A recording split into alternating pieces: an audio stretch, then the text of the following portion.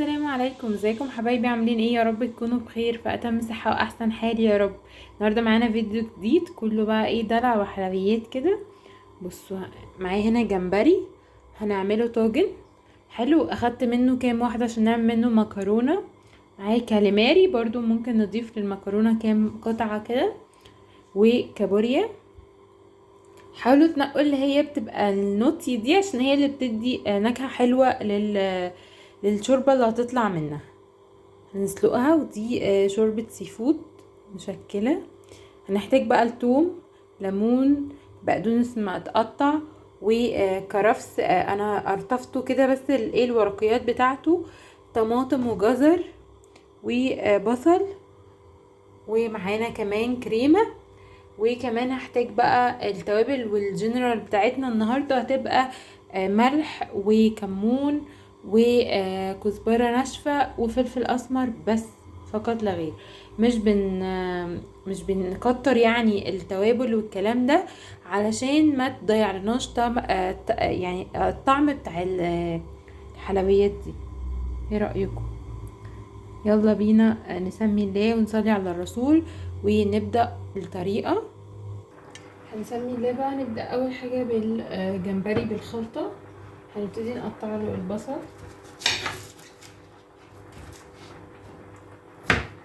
عايزة اقطعه ايه جوليان كده حلو.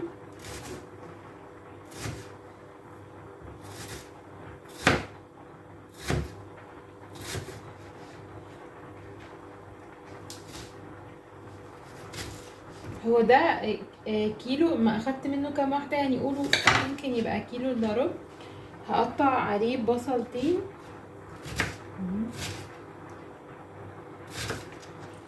متنسوش اعملوا لايك وشير وسبسكرايب، ربنا يسعدكم زي ما بتساعدوني بلايكاتكم وكومنتاتكم يا رب. كده اهو.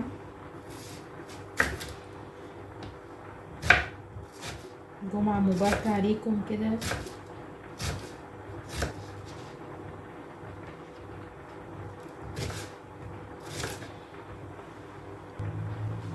وبصوا الطماطمتين الصغيرين دول اهو كده، هو دول برضو هنقطعهم. بسم الله كده.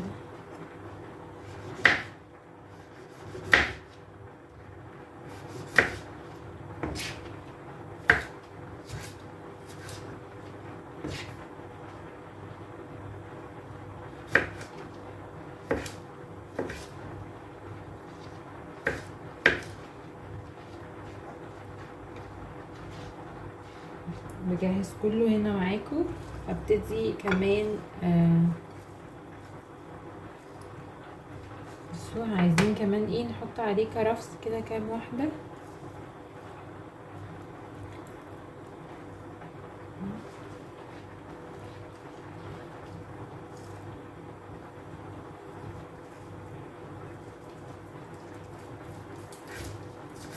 زي ما قلت لكم انا واخده بس الاوراق بتاعه الكرفس، مش واخده العيدان.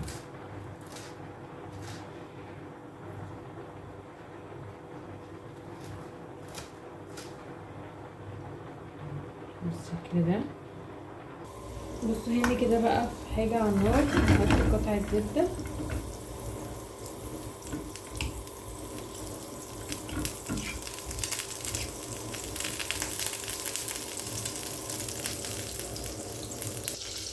بس كده اول ما تسيح بالشكل ده هنزل عليها بجزء من الثوم اللي احنا فرمينه ده.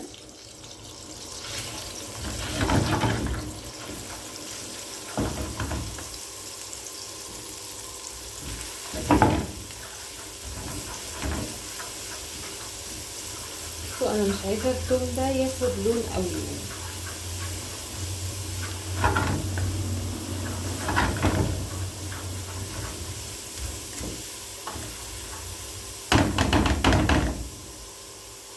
بصوا بقى، ابتدي انزل فيه كمان بالجمبري ده. الثوم عارفه هنا بس عشان اعرف قد ايه الجمبري ايه، شويحه واحده كده.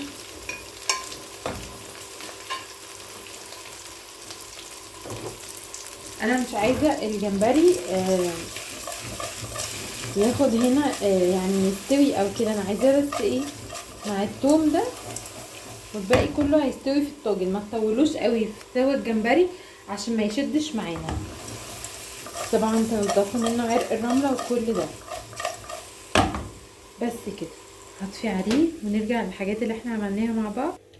نيجي بقى هنا في الطاجن ده، سمي الله كده، بسم الله الرحمن الرحيم. ننزل بالبصل والكرفس والطماطم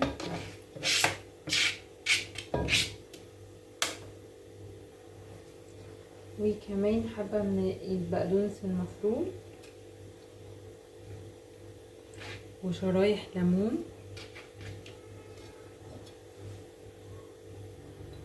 هنحط ايه بقى؟ حبة فلفل اسود مش كتير قوي،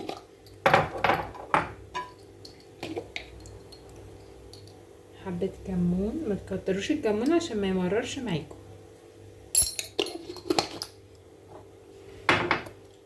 حبة كزبرة ناشفة وبهارات سمك طبعا. والتركة بقى هنا هي في معلقة الكاري او حبة الكاري اللي هنحطهم دول، هي حوالي معلقة، ما تكتريش عن كده. بس يا ستي هناخد ملح طبعا حلو قوي كده، وهبشر بقى الجزرايه دي كمان.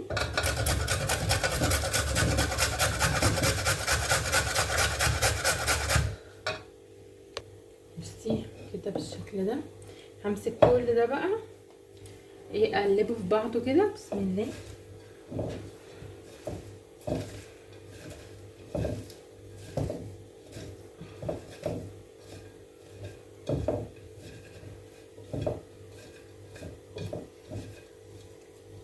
كده احلى جمبري بالخلطه ممكن تاكليه.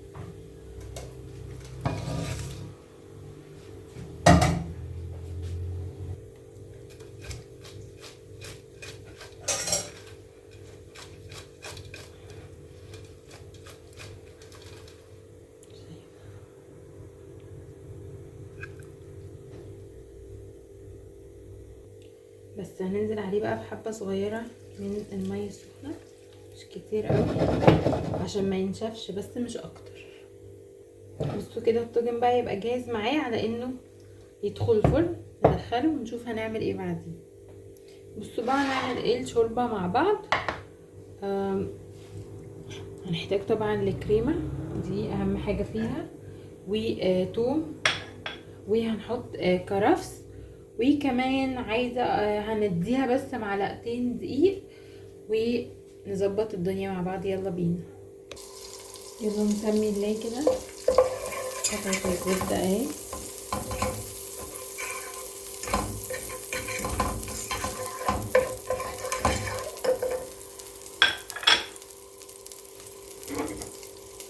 وهنزل بالكاليماري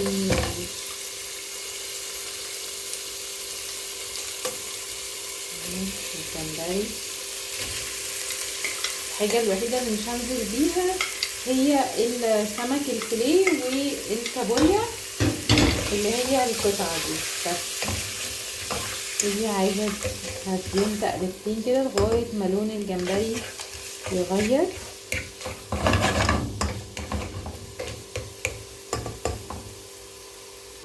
بصوا كده، ودي بقى اديها ايه قطعه توم،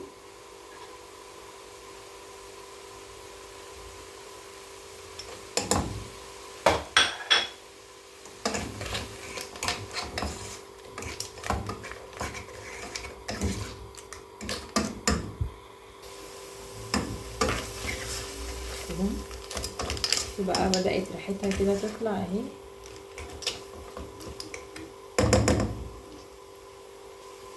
بس كده حلوه قوي. ببتدي بقى انزل ايه السمك والكابوريا.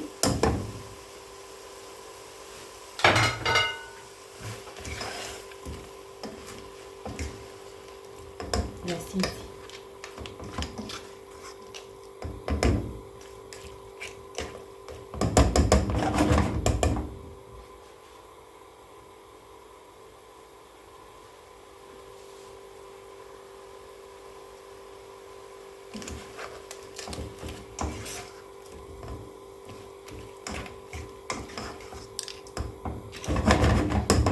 كده، انا مش هكتر عليهم عن كده. اديهم حبة مية صغيرة جدا.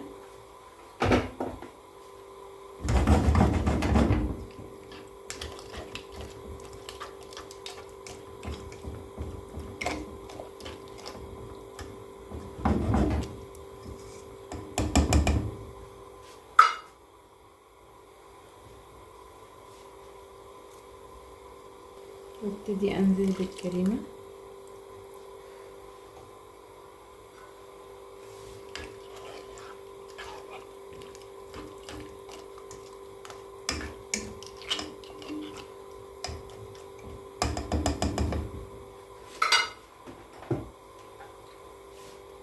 انزلها تاني كده حبة.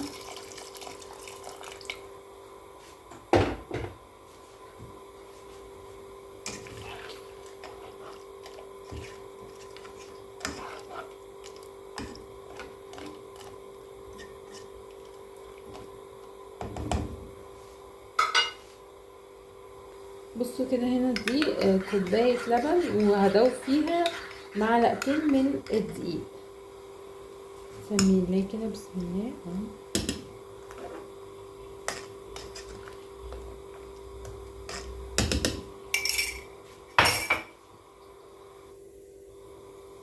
نبتدي نحط حبات فلفل اسمر صغننين، وحبة كمون كده،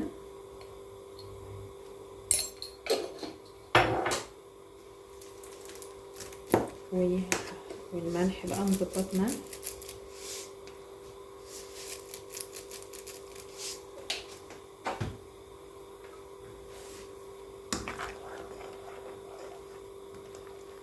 يا سيدي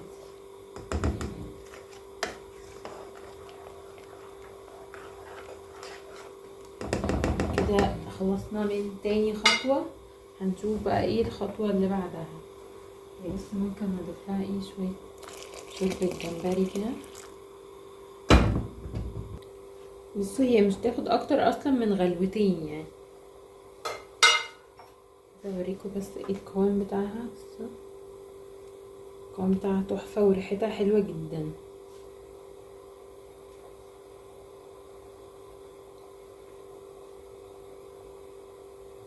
طعمها تحفة. بصوا بقى حلة على النار نعمل فيها ايه كابوريا على طول. بسم الله.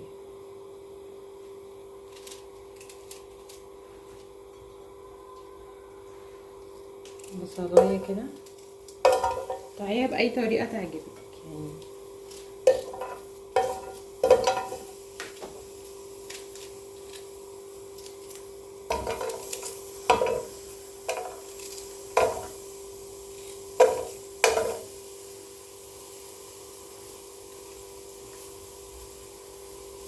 في طماطمية بس، طريقتها سهلة وطعمها يعني ما يتوصفش. اللهم بارك، حلوة جدا. هتجربوا وهتعرفوا ان بجد الطريقة دي خطيرة.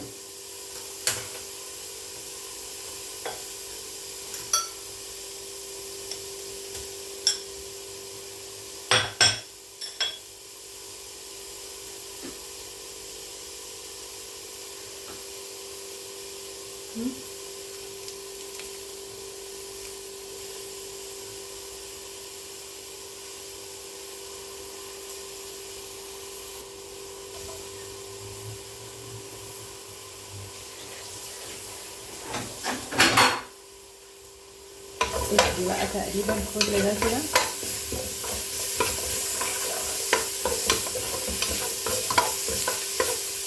ايه روايح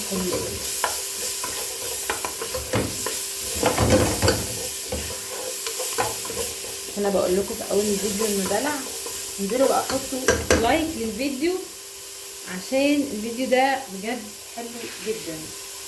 يلا بينا هننزل بالكابوريا. خلي بالكوا الكابوريا ما بتتقلبش علشان ما تتكسرش مننا. فهتعملي ايه يعني؟ هتسيبيها كده. بصي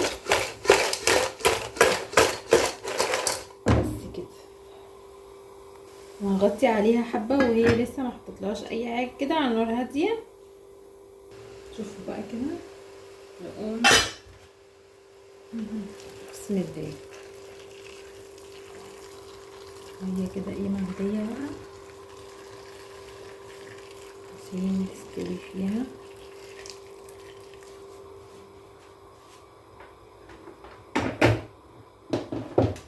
نحط بقى الايه الملح بتاعنا.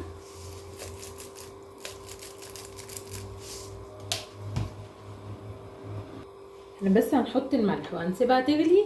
اول ما تغلي لو طلع لها ريم هنشيله، وبعد كده نبتدي نحط التوابل الباقي. بصوا الريم اللي انا بتكلم فيه ده هو الحاجات دي، انا مش عايزاها خالص يعني.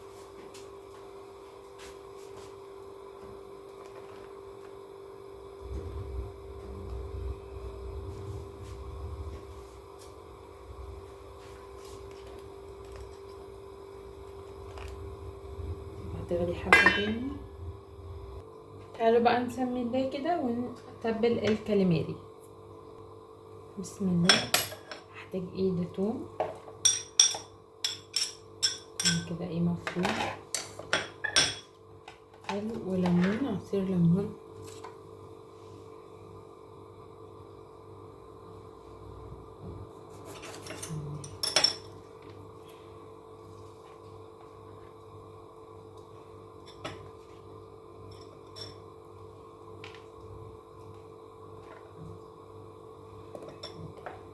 بعد كده عايزين ملح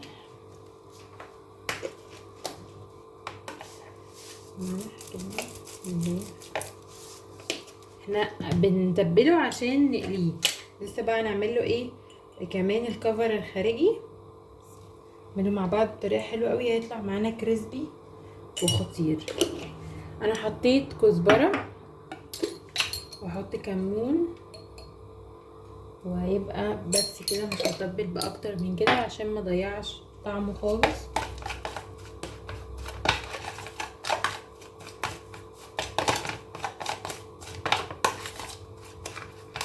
بس حبه خل صغيرين،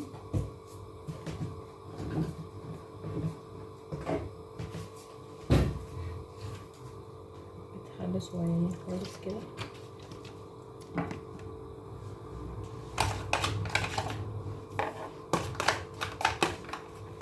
بصوا احنا كان معانا الجمبري ده اللي هو احنا هنعمل ايه بالمكرونه. هناخد بس ايه كام واحده كده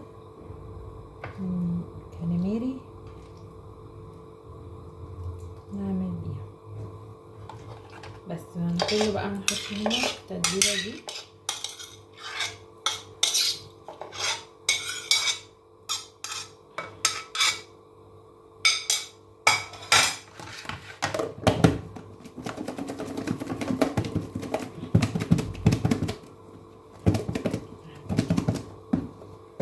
وكده تقلب كله في التتبيله بتاعته اهو.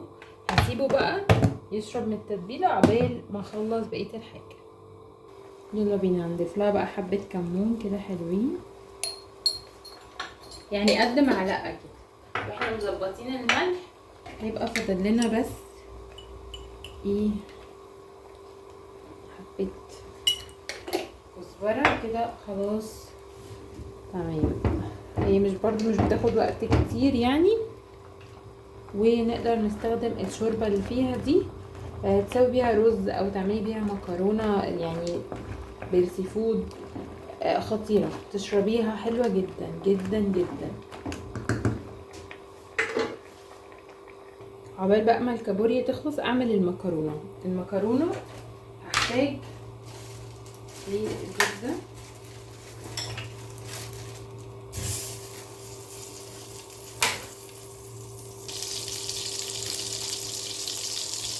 وننزل على الزبدة دي بفصين توم كده.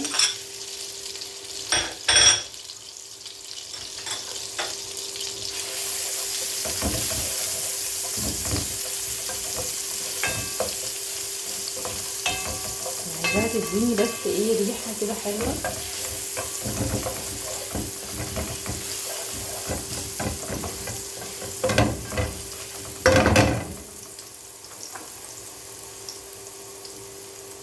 ودي ايه الجمبري والكاليماري تشويحة كده فيها.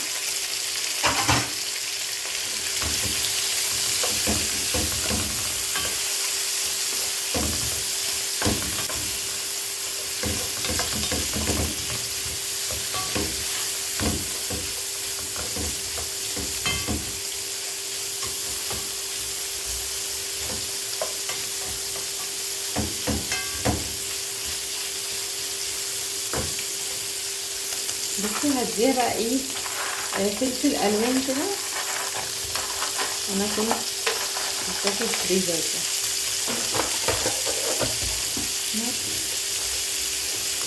يتقطع اهو.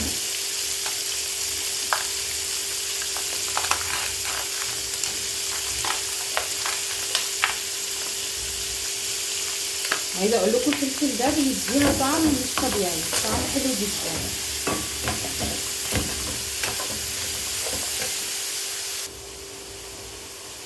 انا عايزه بقى ايه احط لها حبه فلفل اسود، حبه ملح،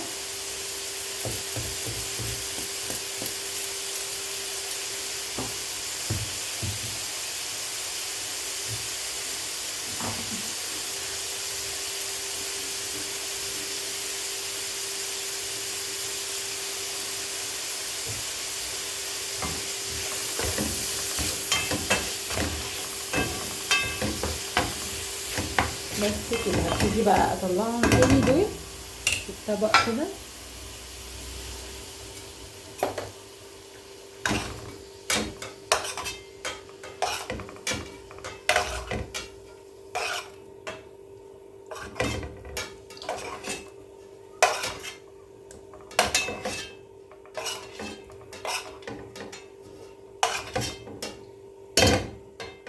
بصوا بقى على شويه البهارات دول هضيف بقى قطعه زبده كده حلوه.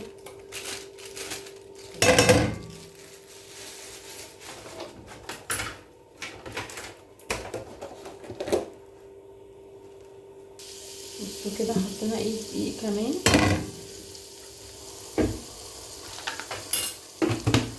هنبتدي ايه نحمره مع الزبده.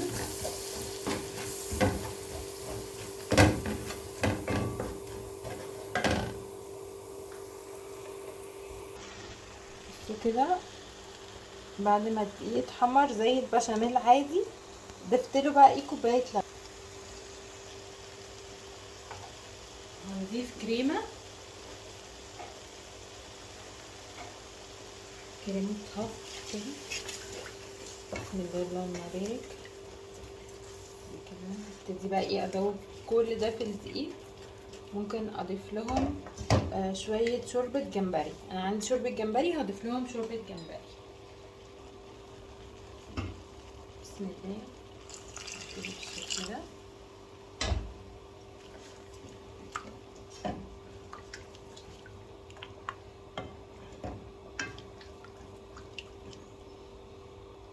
هضيف لها كمان ايه كام ورقات كرفس كده بيدوهم طعم خطير. كده هرجع بقى الحاجات دي تاني ياخدوا ايه ويدوا مع بعض كده.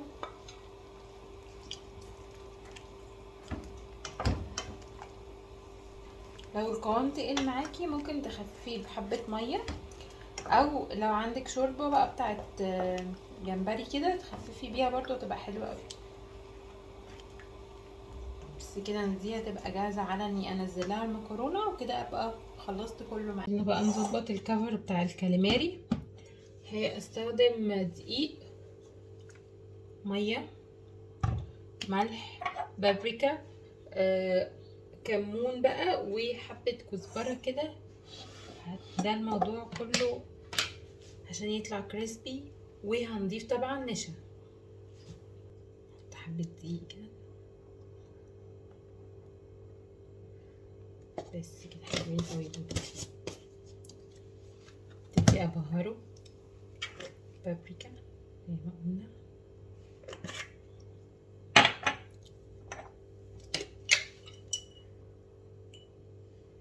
حبة الكزبرة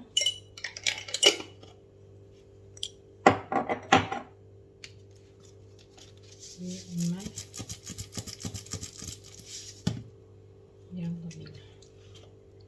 اديله حبة مية.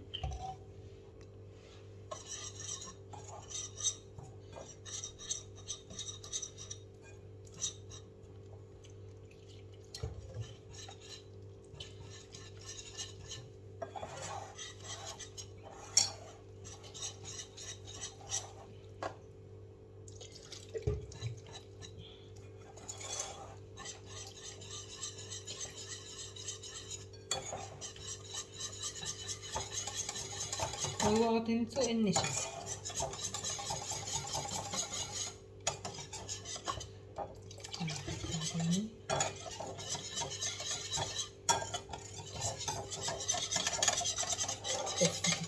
هي كده حلوة قوي. هنكتفي بدي؟ لا، تعالوا اقول لكم بقى هنعمل ايه تاني.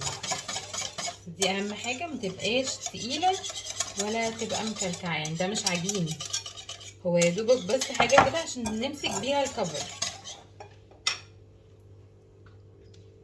دقيق وهنحط نشا حوالي معلقة كبيرة، هي معلقة واحدة كبيرة كفاية، لان احنا حاطين اصلا في الكفر اللي قبل ده، فعادي يعني.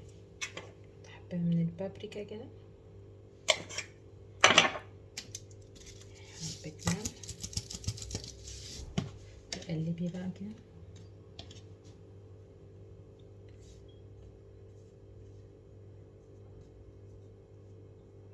بس كده الخطوات بتاعتنا كلها جاهزت، يلا نقليه بقى. هنا بقى خطواتنا كالاتي، هناخد ده نحطه هنا في التتبيله دي، ونبتدي ننزل هنا. الايد اللي تنزل في التتبيله ما تنزلش في الدقيق عشان تعرفي تظبطي كده اهو. كام واحده هي؟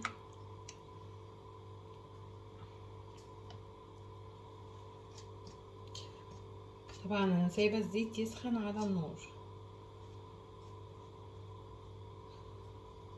دي بقى بدل ما نحط في الدقيق ونرجع نحط في ميه وكده هتبقى يعني مش لطيفه خالص، لكن بالاسلوب ده اسهل بكتير. بصوا بقى الفيديو ده النهارده عامله لكم وانا تعبانه، ويمكن هتلاحظوا على صوتي، فعايزه اشوف بقى لايكات كتير قوي كده حلوه زيكم.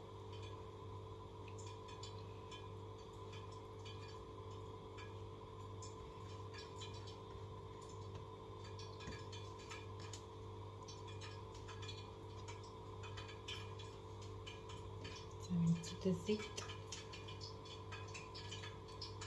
يبقى سخن جدا، الزيت مش عايزاه يبقى دافي، لا انا مش عايزاه دافي، انا عايزاه سخن سخن.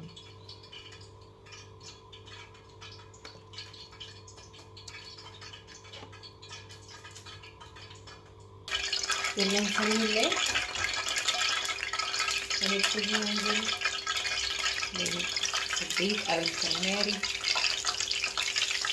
والجمبري ينفع يتعمل بنفس الطريقه.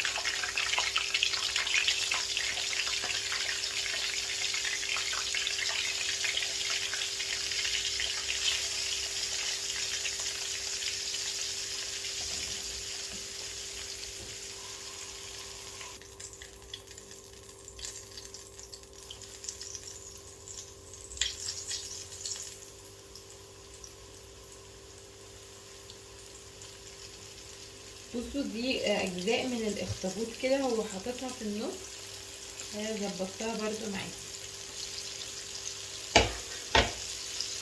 كده. لينا السبيت اهو بالخلطه اللي انا وريتها لكم، طالع مقرمش وتحفه. ليمون، مكرونه، دي كابوريا، الشوربه اهي، طحينه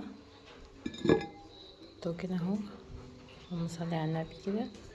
مكرونه، بقيه المكرونه